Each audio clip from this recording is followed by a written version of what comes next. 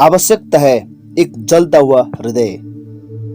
मसीही अगुवे के लिए पवित्र आत्मा का कोई विकल्प उपलब्ध नहीं है। उसके पास एक ऐसा हृदय होना आवश्यक है जो परमेश्वर के लिए प्रेम और लोगों के लिए प्रेम से प्रज्वलित हो। डॉक्टर जॉर्ज डब्ल्यू पीटर्स ने कहा, परमेश्वर, कलीसिया और संसार जलते हुए हृदय, परमेश्वर के प्रेम से भरे हुए हृदय वाले पुरुषों की बाट जोड़ रहे हैं। कलीसिया तथा संसार की बीमारियों के लिए करुणा से भरे हुए परमेश्वर की महिमा यीशु मसीह के सुसमाचार और खोए हुइयों के उद्धार के लिए उन्माद या धुन से भरे हुए हैं। वे आगे जोड़ते हैं, उदासीनता, वस्तुवादिता, ठंडापन और ठट्टा के एक संसार के प्रति परमेश्वर का उत्तर है। प्रवचन मंचों में, कुर्सियों में, संडे स्कूलों में, बाइबल स्थानियों में और क्रिश्चियन कॉलेजों व मसीही गुरुकुलों में जलते हुए मसीही हृदय। यदि एक अगुवे के ऊपर में आप में एक जलते हुए हृदय की कमी है, आपके लोगों में से कुछ ही लोग उनके जलते हुए हृदय के लिए जाने जाएंगे और वे अपने चारों ओर के संसार पर कम प्रभाव डाल पाएंगे। हमारे समुदाय, हमारे कार्यक्रमों और बहुस्तरीय गतिविधियों के द्वारा कम ही प्रभावित होते हैं। एक व्यस्त चर्च, एक मैत्रीपूर्ण चर्च या यहाँ तक कि एक सुसमाचारी चर्च को एक समुदाय को मसीही के लिए प्रभाव डालने के लिए इससे अधिक की आवश्यकता होती है। इसे एक प्रचलित चर्च होना चाहिए जो ऐसे अगुवाओं के द्वारा मार्गदर्शन पा रहा है जो परमेश्वर के लिए प्रचलित है। सैमुएल चैडविक ब्रिटेन में कलिफ कॉलेज के स्वर्गवासी प्रेसिडेंट को एक जलती हुई झाड़ी कहा जाता था। जिस समय वे आत्मा से भर गए, एक जीवन के प्रभाव के द्वारा अनुग्रह के आश्चर्य कर्म किए गए जो अब परमेश्वर के लिए आग पर था।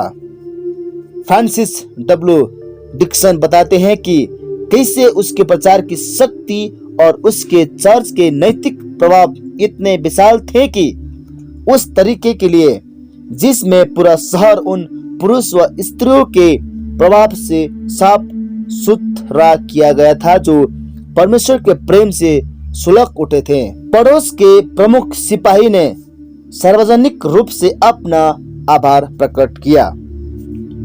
जॉन वेस्ली जलते हुए हृदय वाला सुसमाचार प्रचारक से बताया जाता है कि एक संघी सेवक द्वारा पूछा गया कि श्रोताओं को कैसे इकट्ठा करें। उसने उत्तर दिया, यदि प्रचारक जलेगा, दूसरे उस आग को देखने आएंगे। वेस्ली के एक जीवनी लेखक ने उसे आत्माओं का छिपा करने में हफ्ता हुआ एक मनुष्य कहा। प्रारंभिक मेथोडिस्ट विद्वान और वेस्ली के आश्रित एडम क्लार्क की कर्म पर शब्द है, दूसरे के लिए जीने में मैं जलकर खाक हो गया। एक शताब्दी पूर्व टी डेविड टालमेज ने लिखा, इस युग में सभी आवश्यकताओं से ऊपर हमारी आवश्यकता है। आग मनुष्य के हृदयों में जलती हुई, उनके मस्तिष्कों को उकसाती हुई, उनकी भावनाओं को प्रेरित करती हुई, उनकी जीवों को रोमांचित करती हुई, उनके चेहरों में चमकती हुई, उनकी क्रियाओं में गुंजायमान होती हुई, उनकी बौद्धिक शक्ति को फैलाती हुई और उनके सारे ज्ञान, तर्क और वाक्पटुता को एक जलते हुए सोते में पिघलाती हुई परमेश्वर की पवित्र आग। इस बपतिस्मा का अवतरण होने दीजिए और हम हजारों जो इस दिन तक मामूली या दुर्बल सेवकगण रहे हैं, ऐसे जो सरलता से मानव जाति की स्मृति से निकल जाते हैं, तब सामर्थ्यवान बन जाएंगे। वह यह अब भी सच है। हमारे चारों ओर के संसार में भी ये सच है। कुछ साल पहले पोलैंड में एक सैनिक ने डॉक्टर हेरोल्ड जॉन आकिंगा को बताया, पोलैंड में मसीहत और कम्युनिज्म साम्यवाद के बीच एक दौड़ है। जो भी अपने संदेश को आग की एक ज्वाला बनाएगा जीतेगा। एक उमंग रहित मसीहत नरक की लपटों को नहीं बुझाएगी। जंगल की एक भटकती हुई आग से लड़ने का सबसे अच्छा तरीका है आग के साथ। एक उत्साहित रहित अगुआ लोगों को कभी भी प्रज्वलित नहीं करेगा। एक उत्साह रहित यूथ लीडर कभी भी जवानों को मसीहा के लिए प्रज्वलित नहीं करेगा। जब तक कि हम प्रज्वलित न हो, हम दूसरे लोगों के हृदय से बात नहीं कर सकते। बिशप राल्फ स्पाल्डिंग कुसमैन ने प्रार्थना की, हमें प्रज्वलित कर प्रभु, हमें उकसा, प्रार्थना करते हैं हम। जबकि संसार नाश हो रहा, हम अपने मार्ग पर चल रहे हैं। उद्देश्यहीन, उत्साहितहीन दिन ब दिन हमें प्रज्वलित कर प्रभु, हमें उकसा, प्रार्थना करते हम। आमीन। हमारी कलीसियाओं में और स्कूलों में आज इससे बड़ी कोई आवश्यकता नहीं है। विश्वास व हृदय में सुसमाचारी होना पर्याप्त नहीं है। हमें मसीहा के द्वारा पूर्ण रूपे नियंत्रित होना चाहिए। उसके प्रेम और अनुग्रह द्वारा पूर्णतया उत्तेजित होना चाहिए। उसकी शक्ति व महिमा से पूर्ण रूपेण प्रज्वलित होना चाहिए। महान भजन के शब्दों में हमारे जीव का प्रत्येक पार्थिव भाग परमेश्वर की अलौकिक आंख से प्रदीप्त होना चाहिए। लकड़ी पर्याप्त नहीं है, वेदी पर्याप्त नहीं है, बलि पर्याप्त नहीं है। हमें आग की आवश्यकता है। परमेश्वर की आग नए सिरे से हमारे ऊपर उतर हमें प्रज्वलित कर दे प्रभु, हमें प्रज्वलित कर दे जहां उसने हमें रखा है।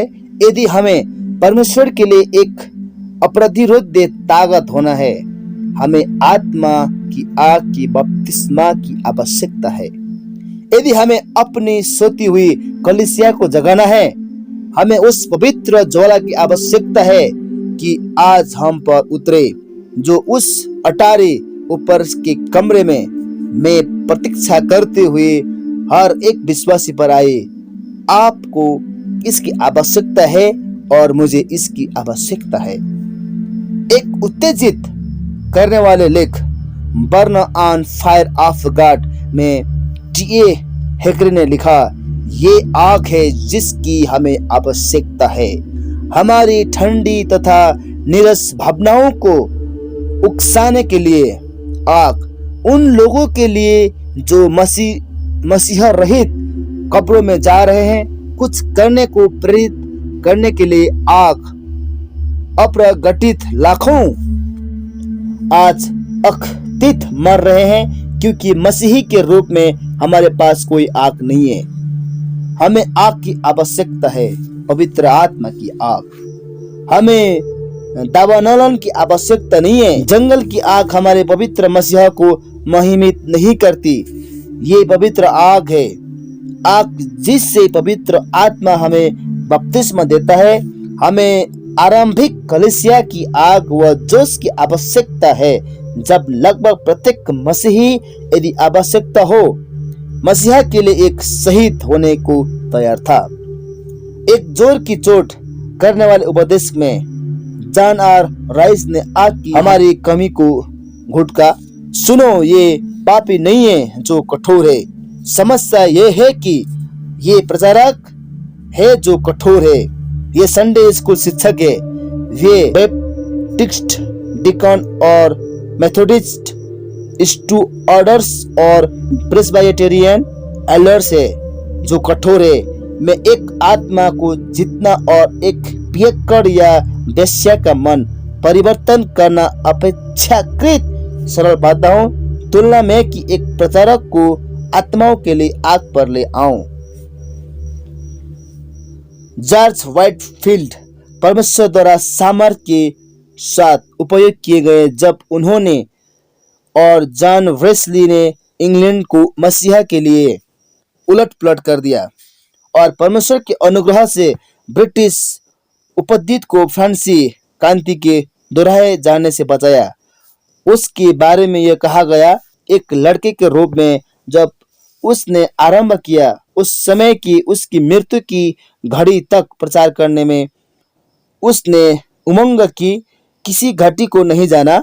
उसकी विशिष्ट जीविका के अंत तक उसका आत्मा लोगों के उद्धार के लिए जलते हुए जोश की भट्टी थी। उसकी आत्मा एक जलती हुई भट्टी, वहाँ है रहस्य। हमारी दुखद समस्या ये है कि हम परमेश्वर के लोगों की अगुवाई ऐसे हृदय के साथ करने के प्रयास कर रहे हैं जो कभी भी सचमुच प्रज्वलित नहीं रहे। यह हृदय जिन्होंने अपनी ज्वाला खो दी है। एलिय्याह ने प्रार्थना की, जब तक कि आग कर्मेल पर्वत पर न गिरी तब वे धर्म त्याग कर चुके लोगों चिल्लाते हुए अपने पैरों पर उछले, यहोवा ही परमेश्वर है, यहोवा ही परमेश्वर है। एक राजा का 18 से 39 तक इस वचन को हम पाते हैं।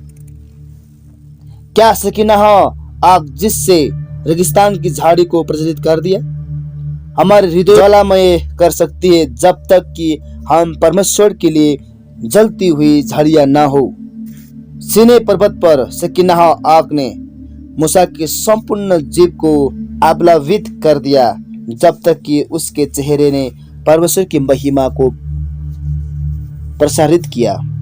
क्या हम परमेश्वर के प्राप्त निकट आ सकते हैं जब तक कि वो सकीनाह आग हमारे मिट्टी के बर्तनों को रूपांतरित करना आरंभ कर दे और हमारे लोग हमारे ऊपर व हम में परमेश्वर की महिमा की झलक दिखें। क्या वो सकीनाह आग जिसे यहोजकेल ने इजराइल से चरण व चरण दूर जाते हुए देखा आज हमारे पास लौट सकती है? उस अटारी ऊपर के कमरे में ये 120 पर लौटी। यदि हमारे हिस्से में 10 दिन तक परमेश्वर के चेहरे की और ताकने का समय लगे, यह मूल्य से भी अधिक होगा यदि हम भी परमेश्वर के लिए प्रज्वलित हो सके। इसे कमाया जाना, मेहनत करना या उत्तेजित करना नहीं है। केवल परमेश्वर आग से बपतिस्मा दे सकता है। केवल परमेश्वर से सकीनाह भेज सकता है। केवल परमेश्वर ही आपकी और मेरी आवश्यकता पूरी कर सकता है। हमने इसके बिना बहुत लंबे समय तक परिश्रम किया है। हम इसके बिना परमेश्वर की महिमा से बहुत अधिक रहित हो गए हैं।